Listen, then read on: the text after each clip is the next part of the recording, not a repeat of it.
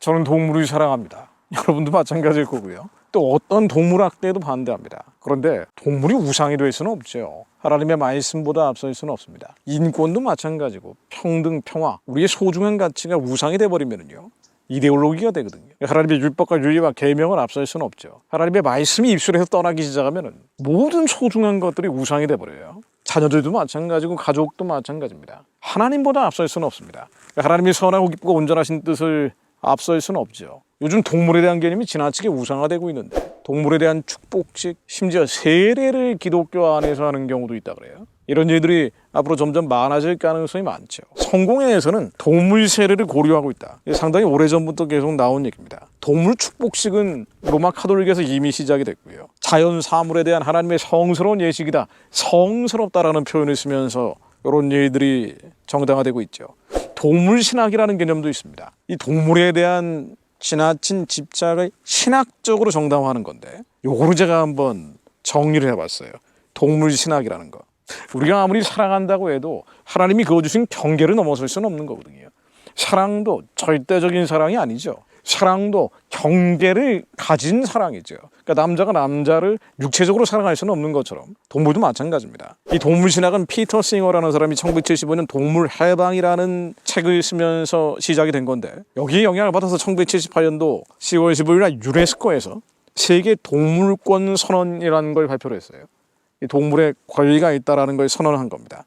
근데 여기에 복음을 혼용을 해서 앤드루 린지라고 하죠. 동물신학이 아주 유명한 인물입니다. 이 앤드루 린지의 동물신학이라는 게 정립이 됐는데 요게요.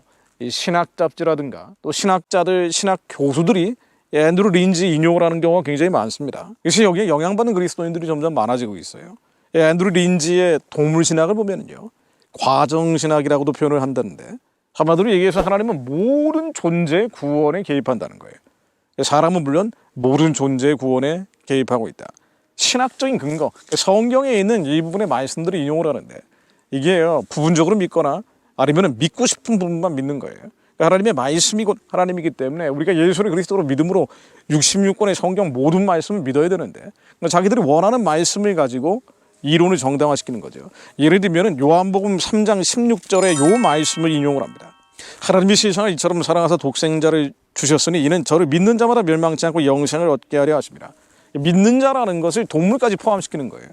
우리가 보기에는 어이가 없는 일이지만 창조물들, 하나님이 창조하신 피조물들이 모두 다 구원받을 수 있다는 개념을 가지고 동물신학을 정당화하는 겁니다. 또 요나서 3장 8절 말씀에 사람이든지 짐승이든지 다 굵은 배를 입을 것이요 힘써 여호와께 부르짖을 것이며 각기 악한 길과 손으로 행한 강포에서 떠날 것이라. 니느웨 회개할 때 사람과 동물이 같이 회개했다고 나오죠. 이게 바로 하나님께서 모든 피조물을 똑같이 보시는 것이다. 그래서 동물은 뭐냐? 인간과 마찬가지로 하나님의 또 다른 피조물이고 동료이다 라고 주장을 합니다. 이게 앤드루 린지의 동물신학의 핵심이에요. 근데 그걸 신학자들이나 신학 교수들이 인용을 하면서 주장을 한다니까요. 슬금슬금 집어넣고 있는 거예요. 그래서 교회를 해체하고 하나님의 말씀이 아니게 만드는 것들은요 사실 교회 안에서 나오죠. 또 로마서 8장 18절에 생각건대 현재의 원하는 장차 우리에게 나타날 영광과 좋게 비교할 수 없도다. 피조물에 고대하는 바는 하나님의 아들들에 나타나는 것이니 피조물이 허무한 데서 굴복하는 것은 자기 뜻이 아니요 오직 굴복해 하시는 이로 말미암으라. 바라는 것은 피조물도 썩어짐의 종로로 탄 데서 해방되어 하나님의 자녀들의 영광의 자유에 이르는 것이니라. 이 피조물 안에 인간은 물론 모든 동물들이 다 들어간다는 거예요. 이거 좀 이상하죠? 이상한데 성경의 일부분의 말씀들을 가지고 자기의 이론을 자신들의 이데올로기를 정당화하는 겁니다. 또 이사야서 보면은요 새하늘 새 땅에 대한 얘기가 나오죠. 이사야 65장 25절로 이리와 어린 양이 함께 먹을 것이며 사자가 소처럼 짚을 먹을 것이며 뱀은 흙으로 식물을 삼을 것이니 나의 성산에서는 해함도 없겠고 사함도 없으리라. 여호와의 말이니라. 새하늘 새 땅이 열렸을 때 내가 사랑하는 이른바 반일려 동물도 함께 그 공간에 머물게 되는 건 아니냐. 그러니 하나님은 인간은 물론 동물들도 똑같은 피조물로 창조하셨고 또 이 동물들은 어떤 면에서는 어린아이처럼 작은 자로서 하나님이 창조하신 작은 자로서 인간들이 섬겨야 되는 존재다. 이런 식의 주장까지 합니다. 이게 앤드루 린지의 동물신학 핵심이에요. 과거에는 동물에 대한 지식이 부족했지만 이제 동물에 대한 지식들이 늘어나면서 우리는 모든 동물들을 하나님이 창조하신 피조물, 피조 동료로서 어린 자, 작은 자로서 섬기면서 함께 공존해 가야 된다. 그래서 인간으로서의 조롱과 가치를 누리는 것처럼 동물들도 조롱과 가치를 누려야 된다. 또 여기서 한 걸음 더 나가서 육식을 해서는 안 된다. 하나님의 창조 원리는 채식을 기반으로 하고 있다. 그러니 사람이 사람을 잡아먹어서는 안 되는 것처럼 사람이 동물을 잡아먹어서도 안 된다라고 얘기하고 있어요. 따라서 이른바 반려동물 축복식, 반려동물 세례식 하려고 하는 분들은요, 육식도 하면 안 되는 거예요. 이게 동물신학에서 나오는 이론들이기 때문에. 그런데 소고기, 돼지고기, 닭고기 먹을 거는 다 먹으면서 동물도 인간과 똑같은 하나님의 피조물이다라고 주장하는 것은 일단 논리적으로 말은 안 되는 거예요. 자, 그런데 우리는 하나님의 말씀으로 다시 돌아가서 정리를 해볼 필요가 있습니다.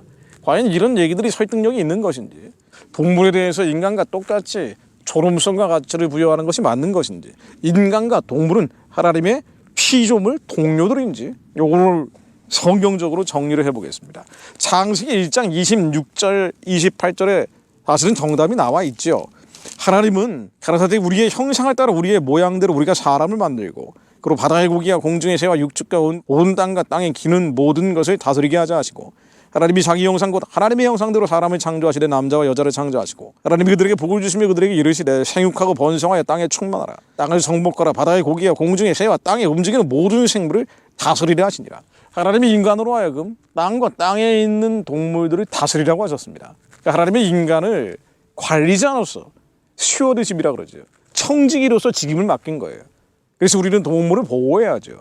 반드시 학대해서는 안 됩니다. 그럼에도 불구하고 하나님은 다스리고 정복하는 관리자로서의 인간을 특별하게 창조하신 겁니다. 왜냐하면 하나님은 인간을 성부, 성자, 성령, 우리를 닮아서 창조하셨기 때문이에요. 그러나 동물들은 그렇지 않죠. 그래서 동물과 인간을 똑같이 보는 것은 반성경적인 거예요. 반려동물이라든가 반려견, 반려묘라는 표현 자체가 성경적이지 않은 표현입니다. 이런 말은 기독교인들이 하면 안 되는 겁니다. 또 분명히 하나님은 처음에 내가 온 지면에 씨 맺는 모든 채소와 씨 가진 열매 맺는 모든 나무를 너희에게 주노니 너희 식물이 되리라. 채식을 하게 하신 게 맞아요. 그러나 인간에게 죄가 들어오고 노아의 방주 사건 이후로 육식을 허용하셨죠. 그래서 창세기 9장 1절로 하나님이 노아와 그 아들들에게 복을 주시며 그들에게 이르시되 생육하고 번성하여 땅에 충만하라. 땅의 모든 짐승과 공중의 모든 새와 땅에 기는 모든 것과 바다의 모든 고기가 너희를 두려워하며 너희를 무서워하리니 이들은 너희 손에 붙이었습니다. 무릇 산 동물은 너희의 식물이 되었지라. 채소같이 내가 이것을 다 너희에게 주노라. 노아의 방주 사건 이후로 육식을 허용하셨습니다. 그래서 채식이 성경적이라는 주장은 틀린 얘기입니다.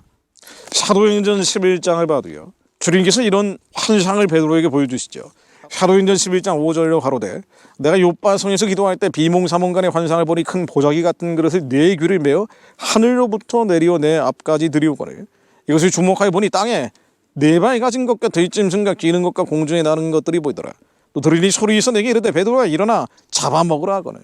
동물 잡아먹는 얘기가 나옵니다. 그랬더니 베드로가 내가 가로되 주여 그럴 수 없나이다. 속되거나 깨끗지 아니한 물건은 언제든지 내 입에 들어간 일이 없나이다 하니, 또 하늘로부터 두 번째 소리에서 내게 대답하되 하나님이 깨끗하게 하신 것을 내가 속되다 마야 하더라. 우리는 예수 그리스도 이름으로 기도하고 음식을 먹잖아요. 그러니까 모든 음식을 주님께서 축복하시면 먹을 수 있는 겁니다. 채식이든 육식이든 기도하고 먹으면 되는 거예요. 게다가 예수님도 돼지떼 사건이라든가 또 물고기를 드셨죠. 그러니까 예수님도 육식하셨어요. 물고기를 드셨단 말이죠. 그러니까 돼지떼에 귀신들 들어가서 돼지떼가 벼랑 끝으로 떨어져 죽게 만들잖아요. 그러니까 동물에 대해서 주님께서는 인간과 다르다라고 경계를 만드신 거예요. 그래서 인간과 동물 사이의 경계를 없애는 것은 성경적이지 않습니다. 동물신학이라는 것은 반성경적인 이론이에요. 한마디로 동물신학은 동물을 우상으로 만드는 겁니다. 그런데도 불구하고 왜 이런 반성경적인 우상 이론, 이데올로기들이 나오고 있는 거 아니에요? 사실은 사람의 욕심 때문이죠. 동물에 대한 지나친 집착은 동물을 지배하고 싶은 거예요. 사람과의 사랑은 주고받는 상호성이 있거든요. 그러니까 내가 사랑을 주면은 또 그들로부터 사랑을 받아야 되는데, 우리가 이 사랑을 받을 때 상실감, 거절감, 상처가 생긴단 말이죠. 내가 기대한 것만큼 사랑을 받지 못할 때 사람으로부터 받는 상처가 있는데 동물은 그게 없거든요.